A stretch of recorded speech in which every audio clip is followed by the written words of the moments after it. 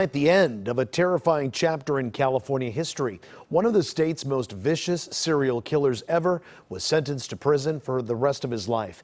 His trial of murder and rape stretched all across California and lasted a decade. Here's KCAL 9's Sarah Donchi.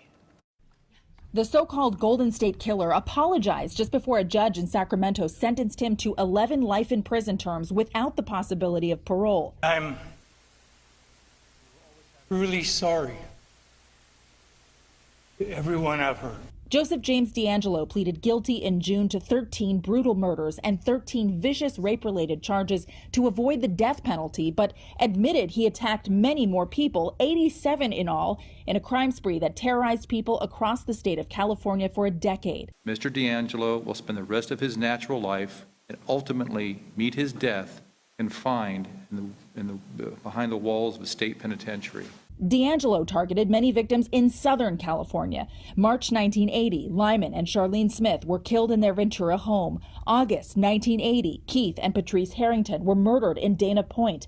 February 1981, Manuela Withun was killed in her Irvine home. July 1981, Sherry Domingo and Greg Sanchez were murdered while house sitting in Goleta. And May 1986, the Golden State Killer's final victim, 18-year-old Janelle Cruz, killed in Irvine. DeAngelo, a former police officer, evaded arrest until 2018 when new DNA testing techniques helped track him down. Several of his victims and their family members spoke before he was sentenced today. Some forgave him, others did not. If I had my way, he would be shivering, blindfolded, naked and exposed every moment from now on.